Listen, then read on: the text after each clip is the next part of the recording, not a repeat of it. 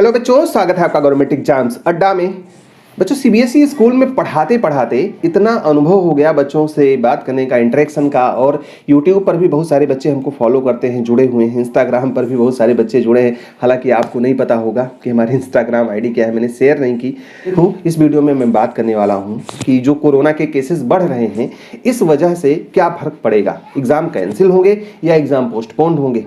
Exam अगर postponed होते हैं तो कब होंगे, और अगर एग्जाम कैंसिल हुए हैं तो किसका फायदा होगा, किसका नुकसान होगा, और सीबीएसई की प्लानिंग क्या है, ये सब कुछ आपको इस वीडियो में जानने को मिलेगा। लेकिन उसके पहले, चूंकि आप स्टूडेंट हो, मैं टीचर हूं, मैं आपको सपोर्ट करता हूं, तो आप भी तो मुझे सपोर्ट करोगे। तुरंत लाइक का बटन दबा दो, और सब्सक्राइब ना किया है तो करके जाओ, और करके ही नहीं बता के जाओ कि सर मैंने अभी अभी लाइक कर दिया है।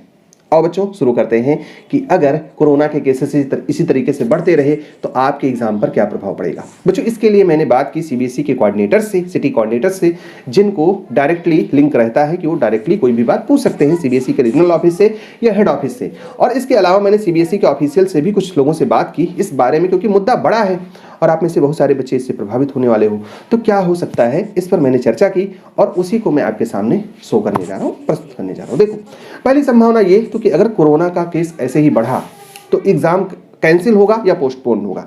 सबसे पहली बात कि बच्चों, अगर बहुत ज़्यादा बढ़ा, चूंकि ओमिक्रॉन जो आया है वो इन्फेक्शियस तो बहुत ज़्यादा है, इन्फेक्शन तो बहुत अच्छे से हो रहा है, लेकिन उसमें जो प्रॉब्लम आ रही है बहुत कम आ रही है, उतना ज़्यादा प्रॉब्लमेटिक वायरस नहीं है। और बच्चों को चूंकि टीका भी लगने जा रहा है, तो उम्मीद ये जताई जा रही है कि इन बच्चों को टीका लगा करके और इन बच्चों का एग्ज़ाम शायद करवाया जा सकता है। अगर ज़रूरत पड़ी और दबाव बढ़ा, केसेस ज़्यादा बढ़ गए, तो हो सकता है एग्ज़ाम को कुछ टाइम के लिए पोस्टपोन किया जाए। आपको पता ही होगा कि WHO ने भी कहा है कि जो कोरोना है, ये जो ओमिक्रॉन है, जो कोई भी कोरोना वायरस है, संभवतः इस साल हम इसको खत्म कर ले जाएंगे और महामारी हमारी इस साल खत्म हो जाएगी, डिमिनिश हो जाएगी। अभी देखो, दक्षिण अफ्रीका में जहाँ पे ओमिक्रॉन फैला, वहाँ पर भी उसके केसेस लगातार कम हो जा रहे हैं और बहुत ज़्यादा प्रभाव वहाँ पर, ये इन्फेक्शन तो बहुत ज़्यादा हुआ लेकिन बहुत ज़्यादा प्रभाव नहीं जता पाया। तो ये मान करके संभावना इस बात की है कि आपका एग्जाम अगर जरूरत पड़ी तो कैंसिल ना करके सीबीएसई पोस्टपोन करेगी 1-2-3 महीने के लिए।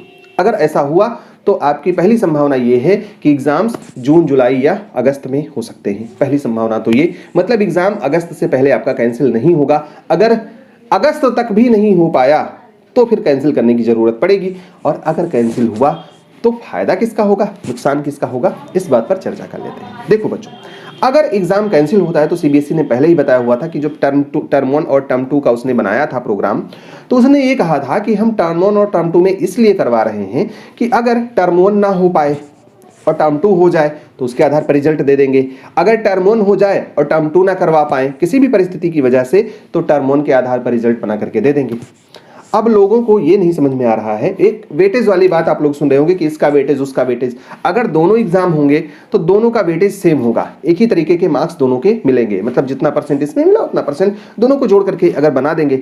अगर नहीं होता है, एक टर्म कैंसिल हो गया, टर्म 1 तो हो गया, तो कैंसिल होने की संभावना टर्म 2 की ही है। टर्म 2 अगर कैंसिल हो जाता है तो टर्म 1 में जितने मार्क्स मिले हैं उतना ही मान लेंगे कि आप टर्म 2 में भी पा रहे हो और आपका रिजल्ट तैयार कर देंगे, 100% वेटेज उसे मिल जाएगा। हेलो बच्चों, हम सब एक नए ईयर 2022 में प्रवेश कर चुके हैं और आने वाले 365 दिनों में आपको बहुत सारे अपॉर्चुनिटीज मिलेंगे अपने ड्रीम्स और गोल्स को अचीव करने के लिए। आपको अपनी चॉइसेस से सही अपॉर्चुनिटीज को ग्रैब करना है और पहला कदम बढ़ाना है अपनी गोल्स की तरफ। इसमें आपकी हेल्प करने के लिए अनअकैडमी लाया है आप सब के लिए special 22% of any subscription offer. यह ऑफर 1 to 3 जनवरी तक के लिए वैलिड है, जिसमें आप अनअकैडमी का कोई भी प्लस या आइकॉनिक सब्सक्रिप्शन बाय कर सकते हैं 22% ऑफ पर। इसी के साथ अनअकैडमी लॉन्च करने वाला है the biggest test of the year for class 7 to 10th IIT JEE NEET UG students के लिए। द अनअकैडमी प्रोडिजी एक फ्री मॉक टेस्ट है जहां आपको मौका मिलेगा अनबिलीवेबल रिवॉर्ड्स जीतने का। ये 1 घंटे का टेस्ट 23 जनवरी और 29 जनवरी को तथा 6 और 13 फरवरी को कंडक्ट होगा। इसमें हर एक पार्टिसिपेंट को चांस मिलेगा एजुकेशन फॉर लाइफ जीतने का।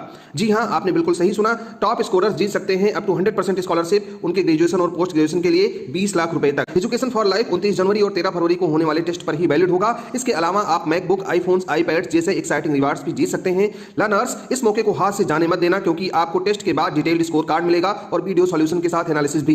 15 जनवरी से आप 30 मिनट का प्रैक्टिस टेस्ट भी दे सकते हैं। सभी लिंक्स डिस्क्रिप्शन में दिए हैं। मेरा कोड GEA यूज करें फ्री में एनरोल करने के लिए और साथ में 10% ऑफ भी मिलेगा किसी भी सब्सक्रिप्शन पर। लेट्स। अब देखो, इस कंडीशन में 2 तरीके के बच्चे होंगे। एक तो ये जिनका एग्जाम अच्छा गया और एक ऐसे जिनका एग्जाम अच्छा गया ही नहीं। और तीसरी भी कैटेगरी इसमें शामिल है जिनका एग्जाम ही नहीं हुआ, जिनका टर्म 2 खाली होना है। तो इन 3 लोगों के बारे में भी बात कर लें। सबसे पहली बात तो जिनका टर्म 1 अच्छा गया, यार उनकी तो चांदी चांदी चांदी है, बल्ले बल्ले बल्ले बल्ले हैं। क्यों? क्योंकि उतने ही नंबर उनको मिल जाएंगे टर्म 2 में भी, और उनका रिजल्ट आ जाएगा बहुत धमाकेदार, बहुत बढ़िया।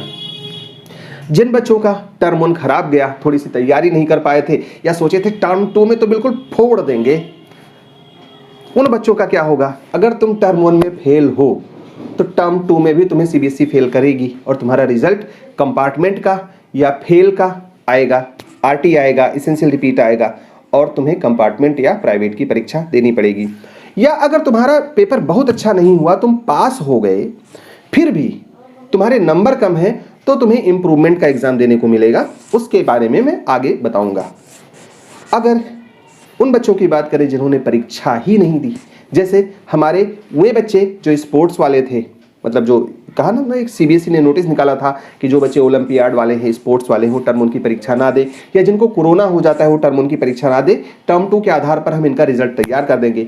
या एक बहुत बड़ी नोटिस आई थी सीबीएसई की कि जो बच्चे प्राइवेट, इंप्रूवमेंट और कंपार्टमेंट वाले हैं, आपको तो पता ही होगा, इन लोगों का टर्म 1 नहीं होगा, टर्म 2 का एग्जाम होगा, और जितना नंबर ये टर्म 2 में पाएंगे उतना ही नंबर हम टर्म 1 में जोड़ करके इनका रिजल्ट बना देंगे।